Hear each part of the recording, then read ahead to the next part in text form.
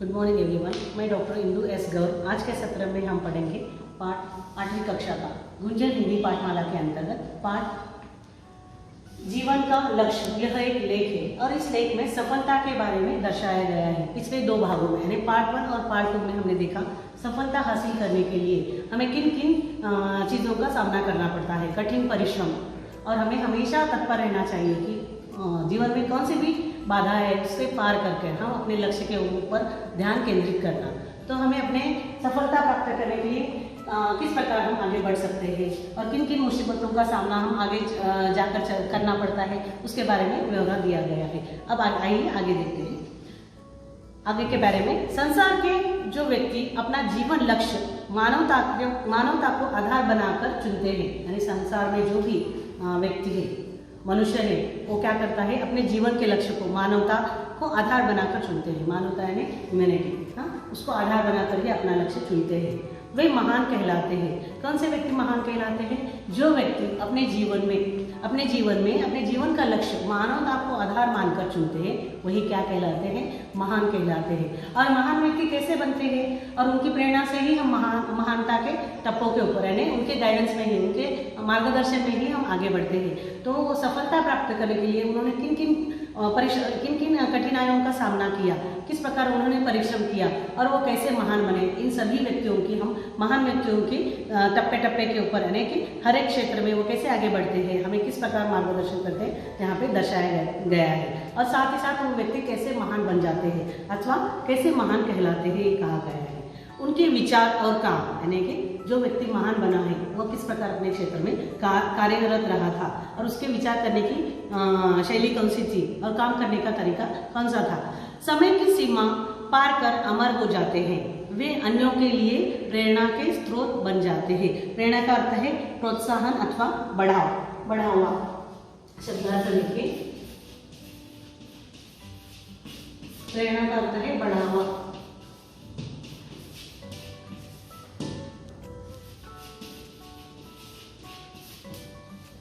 आगे जाइए, आगे देखते हैं स्रोत का अर्थ है साधन अथवा माध्यम। ऐसे व्यक्ति दृढ़ निश्चय और आत्मविश्वास से भरे होते हैं। उनके चरित्र की आभा उनके व्यक्तित्व में झलकती है। देखिए, किसी भी व्यक्ति की चरित्र में उसकी आभा, यानी कि उनका जो है सामर्थ्य झलकता है। कहते हैं जो महान व्यक्ति है उनकी आभा किसमें झलकती है? उनके व्यक्तित्व में उभर आती है अथवा झलकती है। जो दूसरे की सलाह पर अपनी निश्चित दिशा त्याग देता है, यानी कि दूसरे की सलाह लेना जरूरी है। अगर हम असफलता के मार्ग पर चल रहे हैं, अपने कौन से भी क्षेत्र में जा रहे हैं, अगर आपको अच्छा सुझाव लगे तो आपको उनके मार्गदर्शन में आपको अपने आप को समेट लेना चाहिए और उनकी सलाह और मशवरे के ऊपर ही आप अपना जीवन निश्चित कर सकते हैं। अथवा कुछ एक ऐसी भी दिशाएं होती है उनको त्याग करना चाहिए। अगर आप गलत वे में जा रहे हो, गलत दिशा में जा रहे हो, कोई आपको मार्गदर्शन दे रहा है कि सही दिशा में किस प्रकार आगे बढ़ना चाहिए, तो आपको आपके अपनी निश्चित दिशा का त्याग करके उनके मार्गदर्शन में ही आपको आगे बढ़ना चाहिए। हल्के हवा के झोंके भी जिस वृक्ष को गिरा दे वह किसी को फल फूल क्या देगा। देखिए, कभी कभी हो जाता है जीवन में ऐसा कि छोटे से छोटी आंधी भी क्या करती है, आपके निश्चय को, आपकी दृढ़ता को डगमगा देती है। तो आपका निश्चय कैसा होना चाहिए? दृढ़ संकल्प होना चाहिए, दृढ़ निश्चय होना चाहिए। आप किस क्षेत्र में आगे बढ़ने वाले हैं उसका आपको पहले ही ज्ञान होना चाहिए। और साथ ही साथ आप आपके क्षेत्र में डटे रहने के लिए, आपके निश्चय पे डटे रहने के लिए आपको क्या करना चाहिए? आपकी विचार शैली उसको अग्रसर करना चाहिए। यानी आप जो कार्य कर रहे हैं, किस क्षेत्र में आप प्रवीण होने जा रहे हैं, उसके आपके अंदर इतना दृढ़ संकल्प होना चाहिए कि किसी के भी बहकावे में आके आपका क्षेत्र बदल सके अथवा परिवर्तन कर सके। ऐसा नहीं, इसलिए यहाँ कहा गया है छोटे से छोटे हवा का झोंका भी क्या करता है, बड़ा सा बड़ा वृक्ष भी गिरा देता है। वह किसी को फल फूल क्या देगा। अगर आप एक किसी मार्ग में जा रहे हैं तो आपको बहुत सारे अड़चनों का सामना करना पड़ सकता है। अगर कोई मुसीबत आए तो आप फिर से आपका मार्ग बदल सकते हैं? नहीं। तो उसी प्रकार अगर आप आपके मार्ग के ऊपर जो भी कठिनाई है उनको त्याग करके आगे बढ़ते जाओगे तो ही क्या करोगे? अपने लक्ष्य पर पहुंच जाओगे। तो यहाँ पे इस लेख में दर्शाया गया है कि एक छोटी सा हवा का झोंका भी एक वृक्ष को गिरा देता है। तो अगर वृक्ष ही गिर गया तो फल फूल दूसरों को क्या देगा? अगर आप आपके मार्ग के ऊपर सही तरह से भ्रमण नहीं कर सकते, कठिनाइयों का सामना नहीं करने के लिए तत्पर हो, तो आप दूसरों के लिए कैसे मार्गदर्शन दे सकते हैं। बड़ी बड़ी आंधियों को झेलने का साहस रखने वाले वृक्ष ही दूसरों की भूख दूर करते हैं। देखिए, आपको अगर दूसरों को मार्गदर्शन देना है तो पहले धैर्यवान बनना चाहिए, ताकि आप दूसरों को मार्गदर्शन दे सकें, गाइडेंस दे सकें।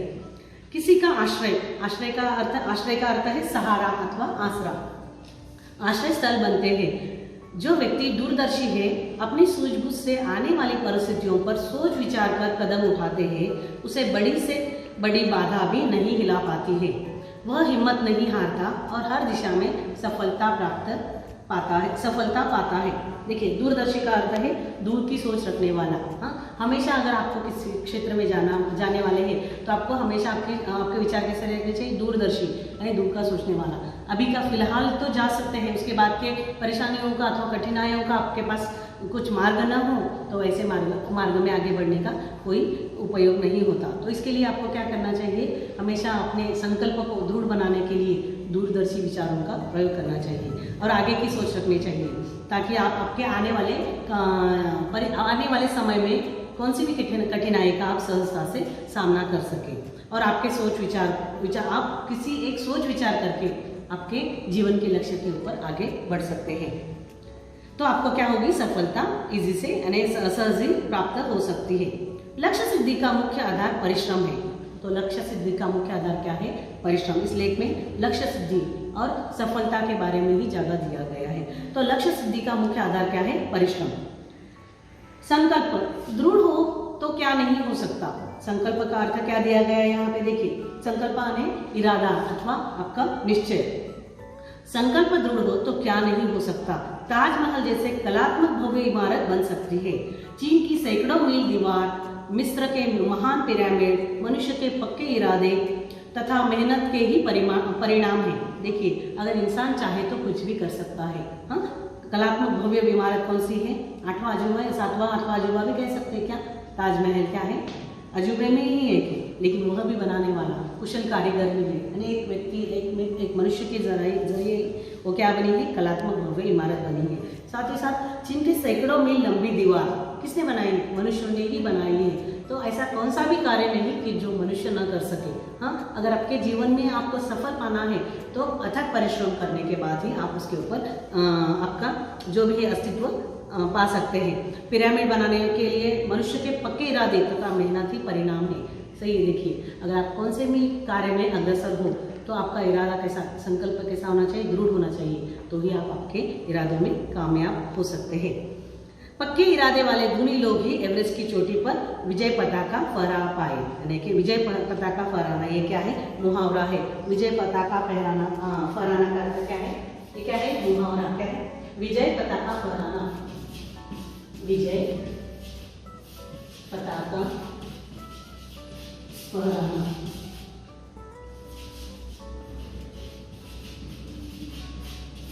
इसका अर्थ है विजय प्राप्त करना।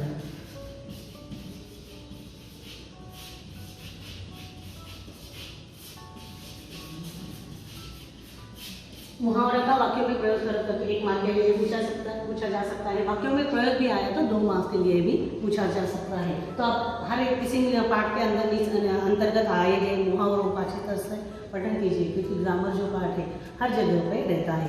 तो 1-2 मार्क्स के लिए आपको इसकी सहायता हो जाएगी।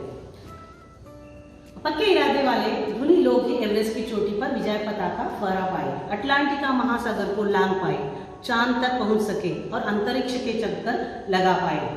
देखिए, अगर आपका इरादा बहुत ही सख्त हो अथवा दृढ़ निश्चयी हो, आपका संकल्प गहरा हो, तो आप क्या कर सकते हो, आपके इरादों में सफलता हासिल कर सकते हो, अपने लक्ष्य के प्रति क्या कर सकते हो, अग्रसर हो सकते हो। तो मेहनत की पूंजी हम सबके पास है, उसका अधिकाधिक उपयोग कर हम भी अपना जीवन सफल बना सकते हैं। मेहनत करने के लिए तो सभी इंसान तत्पर होते हैं, लेकिन कठिन और अथक परिश्रम करने के बाद क्या हो जाती है, आपके जीवन में सफलता हासिल हो जाती है। यदि श्रमपूर्वक पसीना बहाओगे तो सफलताएं मुस्कुराकर गले लगाएंगी। आपका दृढ़ निश्चय, संकल्प, विचारों की शैली, भाषा शैली, ये सब मिलने के बाद ही आप सफलता प्राप्त कर सकते हैं और उसके बाद ही सफलता क्या करेगी, आपके कदम चूम सकती है। लक्ष्य ही मंजिल बन जाएगा और जीवन सफल हो जाएगा। उसके उपरांत क्या हो जाएगा? लक्ष्य ही मंजिल बन जाएगी और जीवन क्या हो जाएगा? सफल हो जाएगा। तो यह पाठ यही समाप्त होता है। इसका संक्षिप्त में हम 1-2 मिनट के लिए सारांश पढ़ेंगे। यह पाठ जीवन के लक्ष्य पर आधारित है। जीवन में सफलता प्राप्त करने के लिए यह आवश्यक है कि अपने जीवन का एक लक्ष्य चुने, यानी आपको एक लक्ष्य निर्धारित करना चाहिए कि हम अपने जीवन का एक लक्ष्य चुनने के बाद लक्ष्य का चुनाव अपने रुचि के क्षेत्र से ही करना चाहिए। जिस क्षेत्र में आपकी रुचि हो, झुकाव हो, उसी का चुनाव आपको करना चाहिए। लक्ष्य अत्यंत आवश्यक है। कमजोर से कमजोर प्राणी भी अपनी शक्तियों को एक लक्ष्य पर केंद्रित कर उपलब्धि प्राप्त कर सकते हैं। अगर व्यक्ति कितना भी कमजोर हो अथवा उसने अथक परिश्रम करने के बाद वो क्या करता है? अपने लक्ष्य को निर्धारित कर सकता है और अपनी उपलब्धियां प्राप्त कर सकता है। सब शक्तियों को एक और लगाने से ही सफलता मिलती है। विश्व के महान व्यक्तियों को अपने अपने विशिष्ट गुणों की पहचाना और निखारा, सभी सफलता, यश और समृद्धि उन्हें मिली। दूसरे का मुंह ताकने वाले कभी तलाश नहीं करनी पड़ती। प्रकृति में सूर्य, उगता डूबता सूरज, बहती नदियाँ और साथ ही साथ सदैव निरंतर आगे बढ़ते जाने वाली नदियाँ वो क्या करती है? संसार को संदेश देती है। संसार के जो व्यक्ति अपने जीवन के लक्ष्य मानवता को आधार बनाकर चुनते हैं वही व्यक्ति क्या बन जाते हैं?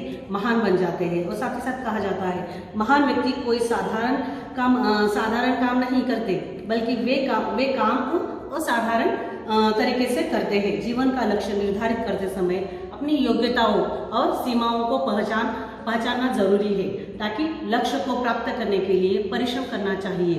और किसी भी कार्य में हो, आप आगे बढ़ने वाले हो तो सभी बाधाओं पर आप क्या कर सकते हैं? विजय हासिल कर सकते हैं। तो आशा करती हूँ यह पाठ यही समाप्त होता है। इसके अंतर्गत आए हुए कठिन शब्दों को आत्मसात करें और साथ ही इस पाठ में तो एक ही मुहावरा है, 1 अथवा 2, पहले भाग में भी होगा शायद, लेकिन इस भाग में तो केवल एक मुहावरा आया हुआ है। तो इसका भी पठन कीजिए और आत्मसात कीजिए, ताकि आपको इस पाठ का आशय अच्छी तरह से ध्यान में आ सके। तो साथ ही साथ वर्कशीट भी आपको भेज रहे हैं ग्रुप में, उसको भी हल कीजिए। और एक बार बोल रही हूँ, अच्छी तरह से पाठ का पठन कीजिए, ताकि सभी व्याकरणिक त्रुटियों से आप बच सकें। धन्यवाद। फिर अगले सत्र में नए पाठ के साथ।